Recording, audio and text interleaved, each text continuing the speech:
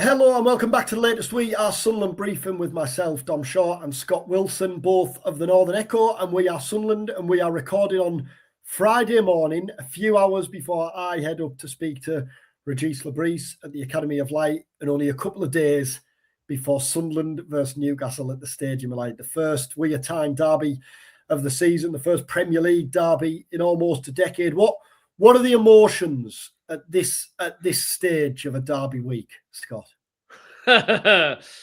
Panic. It's funny, isn't it? You speak to fans from both sides and they love it and hate it in equal measure. And I think that's the sign of a proper derby. That, yes, it's massively exciting. It's been the game everyone's been looking forward to. We've been talking about it forever. And yet, I think if you actually ask fans, will you enjoy it on Sunday? Well, the answer will be no, unless your team's 3-0 up with 2 minutes to go. Do you know what I mean? Because it's one of them where I think it's one of them where the ramifications as a fan of losing are far bigger than the enjoyment of winning. Do you know what I mean? I think that's just the way football fans work. That I think it's such a big game. It means so much. The classic thing of in the office the next day with your Sunderland mates and your Newcastle mates and text messages flying around, all of that. I just think that it'll be brilliant. I'm so looking forward to it. It'll be an incredible occasion. But I think if you're a proper hardcore fan of either side, I don't think you enjoy this game. There wasn't loads to enjoy from a Sunderland perspective at Man City last week, although Man City were good, weren't they? They're a good team. It feels like they're finding the feet a bit. I mean, any concerns on the back of that result, or is it just? And I think there was an acceptance at the start of the season, wasn't there?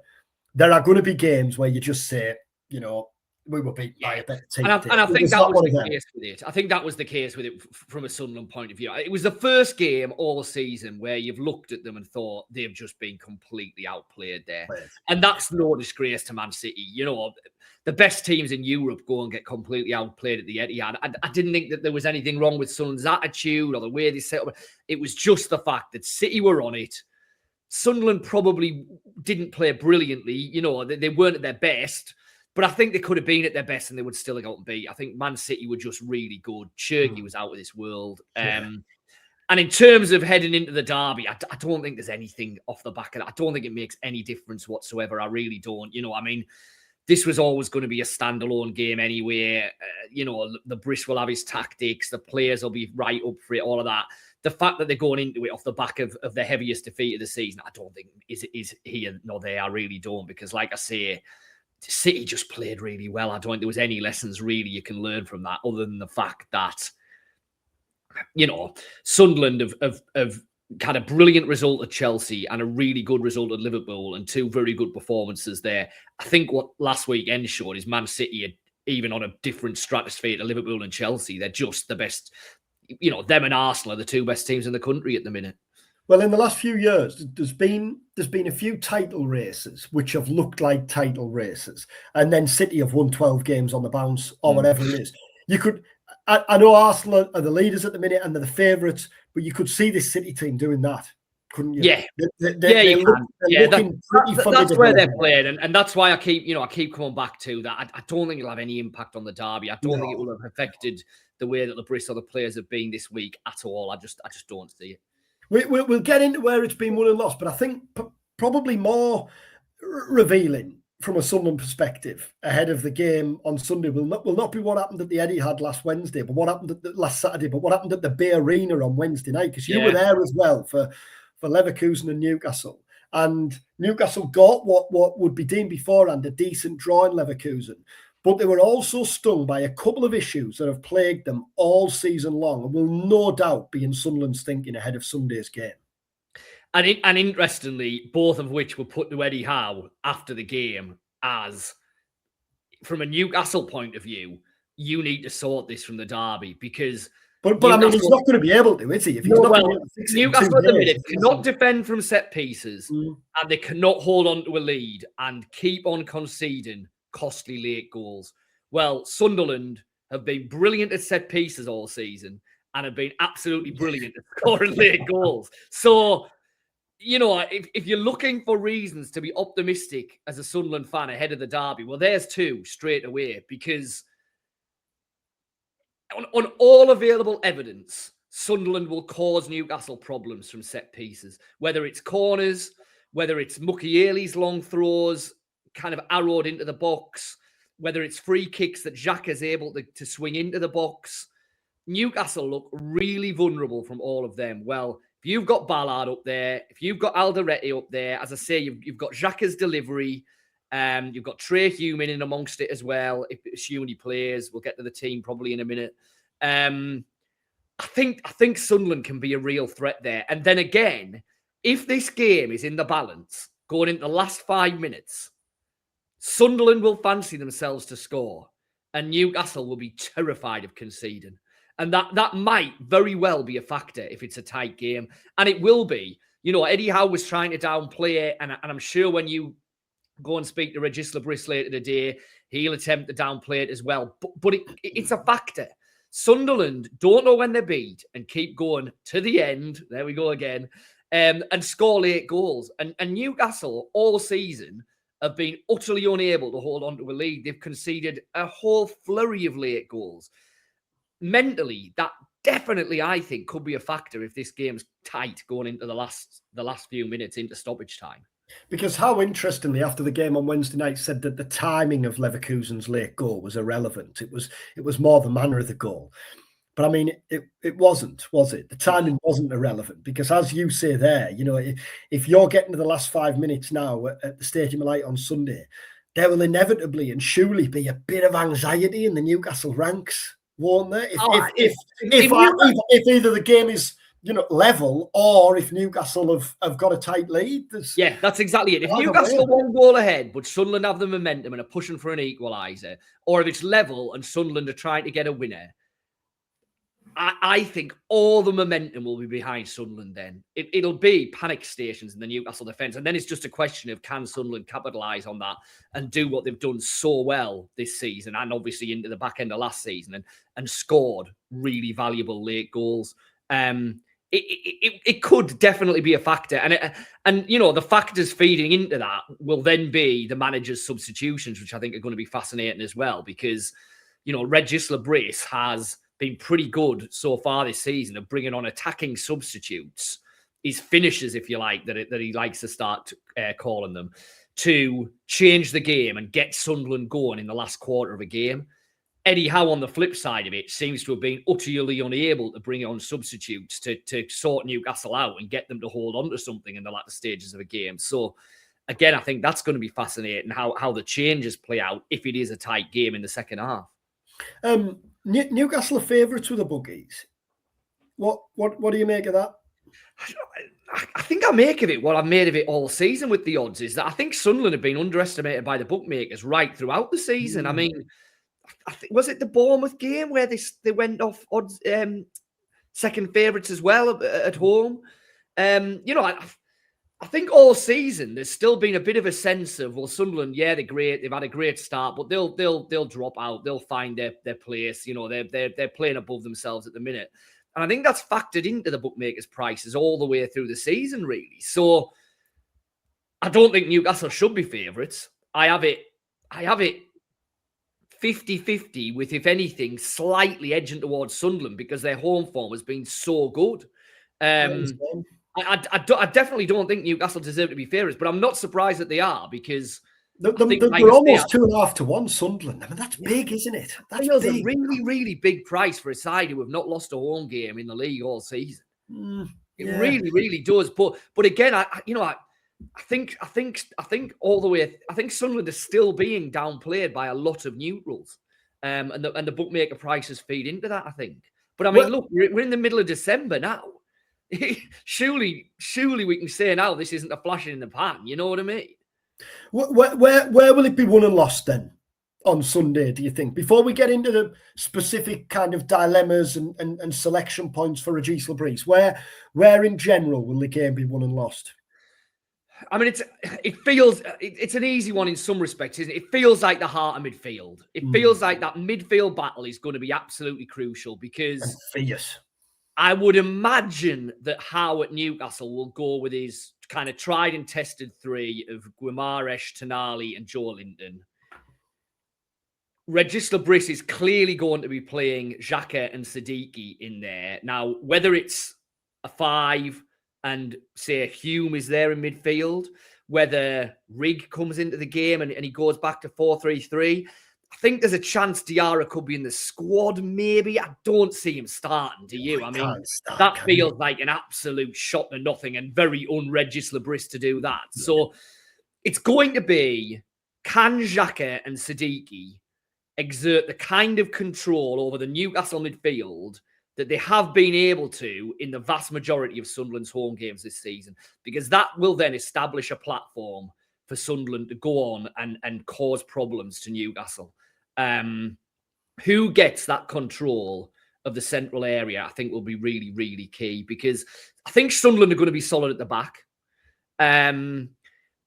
While Newcastle, as we said, have let in a lot of late goals and are vulnerable to set pieces, their general defending has been pretty good for most of the season. They're not a side that gives up a succession of chances in a game. So I think defensively, both sides will fancy themselves to at least make a pretty decent fist of keeping the opposition at bay.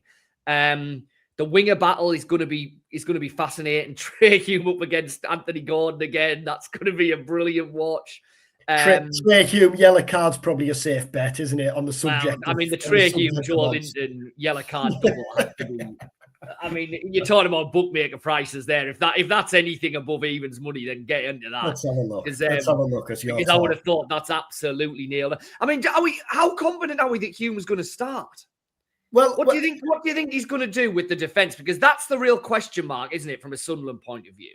Joe Linton 11-8 to get a yellow card, by the way. Trey Hume is Joe Linton, Reinildo, Sirkin, Xhaka, Gertrude Byrne, Leo Hjelde. Do they know something we don't? Dan Neil. Trey Hume. Oh, it's 5-2. But there's Dan Neil. Dan Neil is seen as more like. I mean, this is maybe an insight into how little they actually know about Sunderland. Exactly. Yeah, Dan Neil is more likely. Really well, on what you're saying there, like, so everything that we're going to talk about with Sunderland's selection, who plays up front, how many is in midfield, I think it all boils down to, does he play a 4 or a 5? Yeah. So much stems from that, doesn't it? Yeah. He played and I don't know. I don't know. I mean, it's really hard to read. I mean, it was a 5 indication, and it felt like that was a defensive 5 because it was. Whereas we'd watch Sunderland at Chelsea, and the 5 was really a 4 because Gertrude and Hume were constantly in midfield. And when he's played a 5 at the Stadium of Light, it's been a 4 with Hume stepping in when it's needed to be. At Man City, it was undoubtedly a 5. Now, partly, I think that was because you go into Man City. Partly was because Man City just played so well that Sunderland were defending on the edge of their own 18-yard box for a lot of the game. It couldn't be anything other than a 5. I have a feeling. What I would say is I think if he goes with a 5, it'll be with a view to Hume playing in midfield for a lot of the game. Yeah. And I think that might be the way he goes, because I think he'll want to get Trey Hume into that team. He's the ideal person for a derby. He's everything that you want from a Sunderland player in a Wear-Tyne derby, isn't he? So I think he wants Hume in the team, but I don't think he'll not want Mukiele in the team. So I think the only way really you square that circle is a 5 with Hume stepping into midfield to supplement Xhaka and Siddiqui when Sunderland are on the ball, which he did brilliantly in the Chelsea win. Yeah, and then he can play Mukiele, Ballard, Alderete. We'll get an indication today on Reinildo whether he's going to be back. And then the other obvious question is Robbie or Isidore up front. I think it'll be Isidore. I think it'll be Isidore. I think for a game like this, you kind of go back to what you know. So if it is the 5 and it is Xhaka and Siddiqui, then I would think Traore, Isidore, Lafay. More often than not, that's been Le Bris's kind of go-to this season. Lafayette's going to play, isn't he? I suspect it'll be Traore, not Talby, not a wild card of a Dinger or anything like that. I think he would play ahead of Rig in that formation. And then I think it would be Isidore up top, yeah.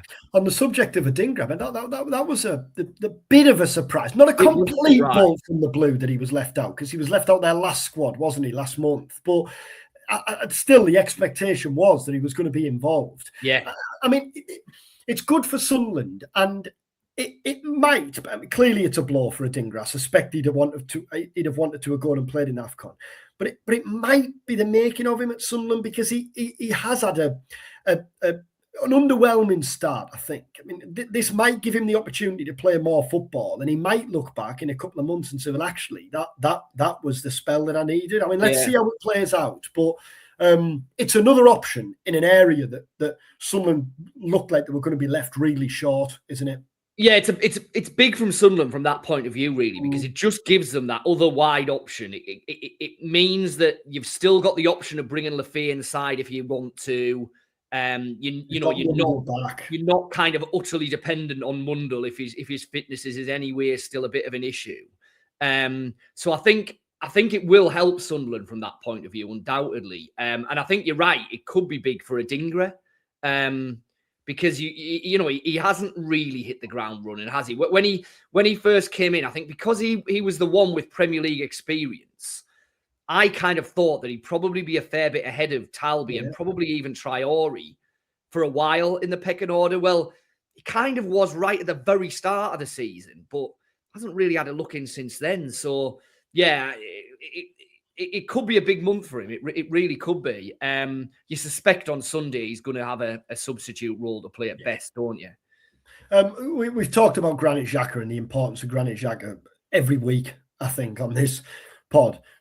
But all that he's been through and all of his experience, not necessarily, obviously in the game, but in the build up to the game is priceless, isn't it? Just day to day and what he's offering and how he's keeping everyone calm. I mean, you can't put a price on that, can you? I think it will be, because I think one of the slight question marks over this Sunderland team heading into the derby. It's not do they understand what the derby is, because I think that's a bit.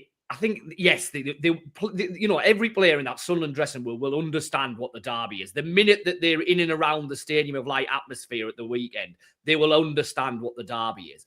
I think the interesting question about this is it's a different kind of pressure than this Sunderland team, certainly as a collective, and as a lot of the individuals who've come in the summer have had this season. Because, for all that there has been pressure on Sunderland, it's kind of been riding the crest of a wave for them, hasn't it? They have been overachieving. Everything's been kind of, positive momentum for them. I'm not saying there hasn't been expectation on them, because that's wrong, but there hasn't been expectation on them in the same way that the fans will be piling expectation on them this weekend, because it's the derby. It's the biggest game of the season. It's the absolute must-win game. How they handle that as a collective, I think, will be interesting. And I think you bang on that Xhaka will be absolutely priceless in terms of just guiding them through that, both in the pre-match build-up, as you say, and in those kind of frantic early moments when the crowd's manic and the ball's fizzing around here, there, and everywhere. And it is easy to lose a bit of control and lose your head. And it's absolutely undeniable that Newcastle as a team have more big game experience in that type of setting. Tonali, Bruno, those type of players, playing in absolutely massive games for their countries, cup finals, etc., etc. Sunderland, there's an odd individual as that, but there's not that many. And as a collective, they certainly don't. Well, Granit Xhaka does. He has it in absolute spades. And I think that'll he will be a big factor in that. He won't be the only one. Hume's a leader. He's played plenty of international football. I think we're seeing Ballard's leadership qualities really shine through. He'll be a really big player. Lafayette, I think he's becoming more and more influential in terms of the Sunderland team as a whole. But I think you're right. Xhaka is the talisman around that, and he's the one who will be trying to hold everything together. And from a Newcastle, from a Sunderland perspective on Newcastle, is there the possibility of any Newcastle curveballs? So Johan Wissa made his debut, long-awaited debut from the bench last week. He's had a bit of illness, hasn't he, at the start of this week? Could that be mind games from Howe? Could he be in for his first start? No, is there anything else that Howe could do, do you think? He's I quite think that predictable, Howe, isn't he? Yeah, I can't see it. I mean, Riss will be on the bench. He'll be there to come on if they need him, but he's barely kicked a ball, really. No, I mean, I think whereas Le Bris, there could be a curveball from Le Bris. It wouldn't be absolutely out of the question if suddenly from nowhere Dan Neil was in the starting lineup. It would be a massive surprise, but it wouldn't be utterly out of keeping with Le Bris. If he thinks that something's right for this individual game he's doing, Howe's much less like that. He's much more, certainly in the biggest games, he goes back to his tried and tested. So I think it'll be Ramsdale in goal because I don't think Pope is going to be fit from what the soundings. Pope's got a chance, and Howe was kind of saying he's going to see him when they got back from Germany and assess it. But if there's any kind of a risk, I don't think you risk a goalkeeper, especially when you're vulnerable to set pieces. So I think Ramsdale starts. Livramento and Hall will be Newcastle's fullbacks. It'll be Chow and Byrne, I would think, almost certainly at centre-halves. I think Howe will go back to his normal three, Tonali, Guimaraes, Joe Linton. It'll be Gordon on the left. It'll be Voltemada up the top. And I suspect it'll be Murphy rather than Barnes on the right. That will be my guess at the Newcastle team. Lewis Miley. He's the one. He's the one. If Joe Linton came off after about an hour in the Bayer Leverkusen game, feeling his groin. It actually looked, he got treatment. And then pretty much as soon as he went off, when obviously you've got to go off, having got treatment, Miley was stripped and coming on. And Joe Linton looked pretty annoyed at that. I think he wanted to come back on. So I don't think that's a serious injury. Now, that said, Miley's played well for Newcastle in the last month. He obviously got the goal in Germany. Local lad. There are questions over Joe Linton's temperament in a derby. You know, we've joked about this season as well. But he is a walk-and yellow card and the form this season. So, yeah, if there is one change to the team, I think it would be that. It would be Miley for Joe Linton, and that's not out the question. Yeah, what you're saying there about Le Bris and a curveball, I don't think it's a case of expect the unexpected with Le Bris, but I think it's more never be surprised by the unexpected with Le Bris. Yeah, well, that's exactly it. That's the thing, that's isn't exactly it. I mean, if all of a sudden it was Chemsdean Talby in the starting team, or even I'm not going to say this at all. I was just going to say that. I was just going to say that. If you looked at the team sheet and from nowhere Mayenda's starting, that's Regis Le Bris, because if he thinks that Mayenda's skill sets are ideally set up to exploit vulnerabilities he's seen in the Newcastle defence, he'll play him.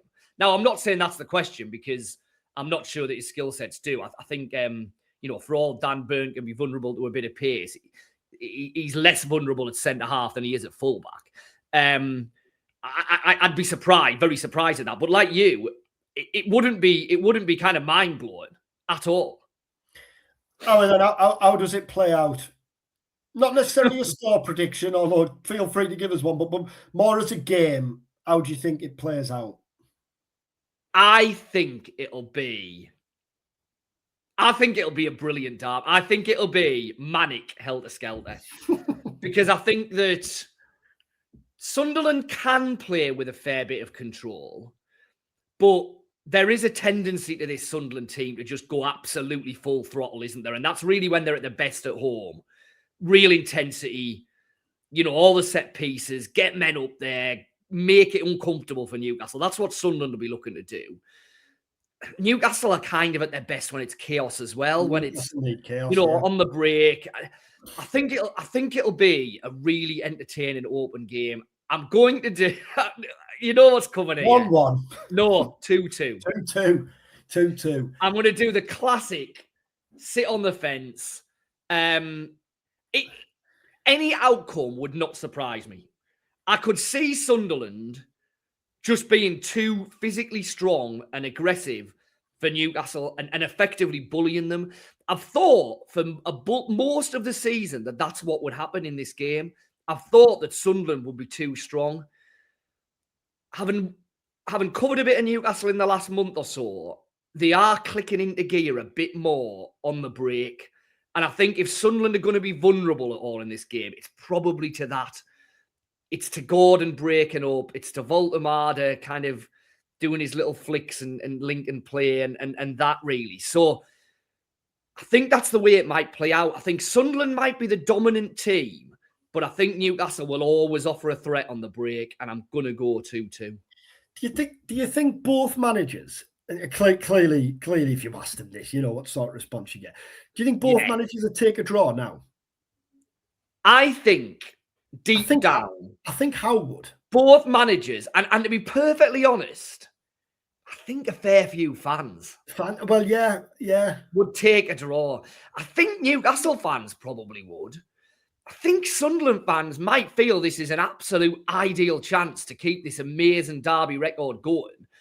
But I think they'd concede that actually a draw is not the worst result in the world. And actually it's further signs of real progress. It's honours shared. Let's go to St. James's and beat them there kind of thing. So, yeah, in many ways, this is going to bring us, it's the perfect circle. It's going to bring us right back to where we started, because I keep coming back to that. If you're a real hardcore fan, I think not losing a derby is more important than winning it. I really do. Yeah. I think deep down, both sets of fans would say that. It's almost just the relief at not losing. Yeah. Isn't it? The pain of not losing rather getting than through it. Getting through the day. Yeah. Well, we haven't had time. It's going to be good, though, isn't it? Oh, it's going to be a cracker. I mean, again, how many times have we said it? And this is a complete broken record. Fleetwood away, Shrewsbury away, Cheltenham away, Newcastle home in the Premier League. But when you're going into it above Newcastle in the table, absolutely. Just an absolute real ding dong. Do you think it finishes with 22 players on the pitch? No, I don't. No, you don't. No, I think there'll be. I think because. A bit of a card-happy referee as well, isn't it? Yeah, I don't think Tri-Hume steams into Anthony Gordon over the top after 10 minutes and gets sent off. No, I think they will control the emotions, but I just think I spoke to Chris Waddle earlier this week, who's obviously got a foot in both camps, and he said often in he said, by the way, he's played in the North London derby, Steel City derby, he's played in Marseille, Paris, which he said was huge, but this, he said, having played in it, is as big as any of them. But he said so often derby games are edgy and tense. Yeah. Well, it's going to be tense, it's going to be edgy, but I don't think that means it's not going to be an absolute belter of a game. I think it will, and because I think the two good teams, and like you said there, they both love 100 mile an hour. I just think the temperature will build and build and build. Yeah. And I think inevitably at some point there's every chance it spills over. Yeah, I agree. And I think you're right. I think you're right. It'll be one of them games where there's loads going on. Yeah. But actually there's not an awful lot of controlled football. Well, it might be one of them. It might be one of them where like there's a bit of a melee and then you just see a red card and you don't know who it's for. Why they've got it. Yeah. There's every chance of that. Well, we haven't discussed it here, but Scott has bravely this morning pulled together who makes a combined Newcastle and Sunderland 11. So I would genuinely be interested to know what Sunderland fans think, because I full disclosure, it's up on the Northern Echo website now. You'll need to subscribe to get full access to it. Please do that if you can. It's only £6 for 6 months. It gets you everything. There's only 4 Sunderland players in it. Do you think that's ridiculously harsh? Well, if Regis Le Bris gets the nod above Eddie Howe, which I fully am behind on the evidence of this season. I think Le Bris has been unbelievable in terms of his tactical nous, the way he's managed this Sunderland team. But yeah, I might as well go through it, mightn't I, as we mentioned very quickly. Yeah, so just quickly before you do, like, I think if you'd have said to me, I know the team, because we had the conversation, didn't we, on the phone, but if you'd have said to me there's only 4 Sunderland players in it, I'd have thought, yeah, that is harsh. But then actually, when you break it down and when you explain it as you do in the piece, they all they all make sense. Yeah. I think Sunderland have been a better team than Newcastle so far this season. But those selections do, I think, individually all make sense. Well, it's I'm sure there's going to be plenty. There will be. So It's Roots in goal, which I think is fairly clear cut, to be honest. Livramento above Trey Hume or Nordi Mukiele is a touch and go. But I mean, Livramento is probably going to start for England at the World Cup next summer. I think Livramento and Hall are the two of the best fullbacks. Livramento and Hall are the two fullbacks. Yeah. And I think Ronaldo, Nordi Mukiele and Trey Hume are probably all a bit unfortunate to miss out on that. Dan Ballard and Malik Chow as the two centre-halves. Granit Xhaka, clearly. But with Guimaraes and Tonali as a midfield three. Enzo Lafay, Anthony Gordon.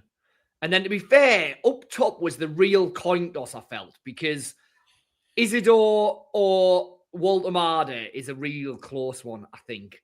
I've just gone for Walter, probably on the potential of what he might become over the course of the rest of the season more than anything else. That's probably the one that feels a bit harsh, because I think Isidore probably has a really strong claim to be in there. And then Le Bris as the head coach. It's Ahmed Abdullahi I feel sorry for. Yeah. Yeah.